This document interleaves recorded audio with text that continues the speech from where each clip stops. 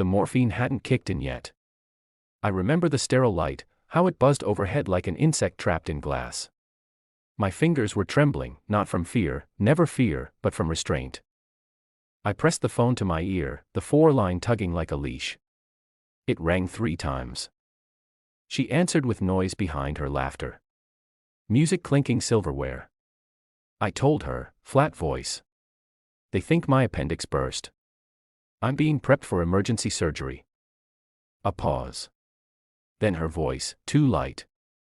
Oh, wow. I'm actually at my cousin's wedding right now. She laughed. Do you think you'll be okay on your own? The nurse looked at me like I was made of glass. I didn't respond. Just ended the call. Went under the knife with silence lodged in my throat, and the image of her smile burned behind my eyelids. The next time I saw her, hours later, I was alive but something inside me was already dead. She brought balloons and a request. Can you help pay for her honeymoon? She asked, like I hadn't just clawed my way out of anesthesia. She smiled again. That same smile. My daughter was sitting quietly beside my bed, swinging her legs. She held a folded paper in her hands. The doctor's letter. The one I hadn't told anyone about. She gave it to her mother. And when my wife read it, her hands trembled. And for once, she sat down without a word. The letter was short. 3 sentences. Written by a man who'd seen the edge of life enough to know what to write when it mattered. My blood work didn't match. Something odd flagged in my medical file. They did further tests while I was out. Routine, the doctor said. But I saw the hesitation behind his eyes. He called me sir too often, like I needed soft gloves. I read it alone before my daughter did. It said what my body already knew, what my mind refused to accept. Blood types don't lie, and mine didn't match my daughter's. Not even close. I stared at the hospital monitor, pretending to watch the numbers, but all I saw was the last 7 years unwind like thread pulled from a wound. The late nights. The sudden trips. The friend she was always texting. The cousin I never met. I asked nothing. Not yet. I needed certainty. And I needed silence. Recovery was mechanical. Days in bed. Machines chirping. Nurses in and out like ghosts. She came by once.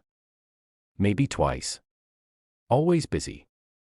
Always checking her phone. I watched her. Watched how she flinched when our daughter called me daddy. Watched how she smiled with her mouth, but never her eyes. I began collecting time. Phone records. Messages. Locations. Burned nothing to paper. Kept it all here. Tap's temple. I found his name. Not her cousin. Not even related. Photos. Time stamped. A beach trip 2 years ago I was too sick to join. She said it was just the girls. He was there. So was our daughter.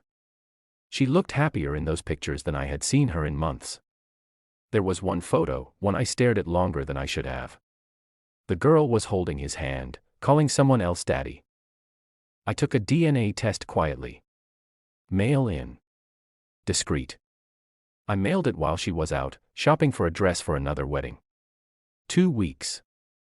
14 days of pretending everything was fine. Until the envelope came. I didn't open it. Not yet. I waited until we were alone. All 3 of us. Me. Her. And the daughter I loved like my own. I asked my doctor to write it down. Not to confront her, but so I could watch her read it. We were in the hospital. My daughter had visited again, clutching a balloon and a juice box. She handed the letter to her mother like it was a drawing. A gift. I watched her eyes move across the words. Saw the color leave her face like the tide pulling back from a grave. No one said a word. She sat down slowly. Her hands didn't stop shaking. Is it true? I asked softly. Her lips moved, but nothing came out. I didn't need her to speak. I already knew. I handed her a folder. Not thick, but heavy. Inside were copies.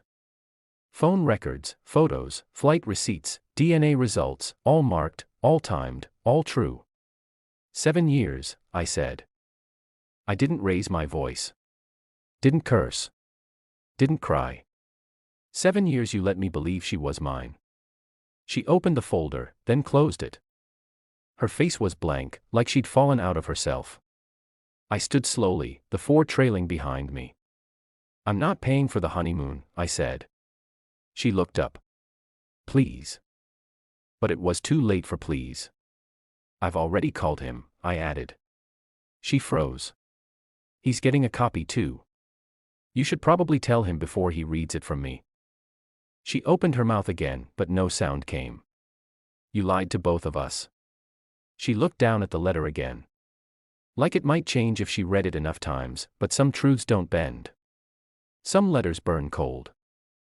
I checked out of the hospital 2 days early. Didn't tell her. Took my daughter to the park that morning. Let her run in circles until she laughed like nothing had ever cracked in her world. She doesn't know yet. Maybe she never will. She's still my daughter, even if the blood says otherwise. But the woman who broke me, she's already gone. She just hasn't left yet. And when she finally does, I won't watch her go. Some endings don't deserve witnesses. Some betrayals are quieter than funerals, but colder. So much colder. Share your thoughts in the comments section. Thanks for your precious time. If you enjoyed this story, then please make sure you subscribe to this channel.